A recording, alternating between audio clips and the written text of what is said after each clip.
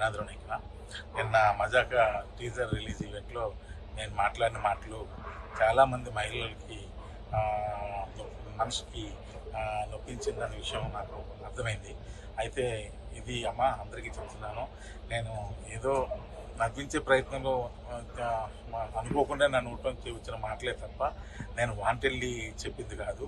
అయినా సరే మీరందరికీ మనసు నొప్పించింది కాబట్టి తప్పే.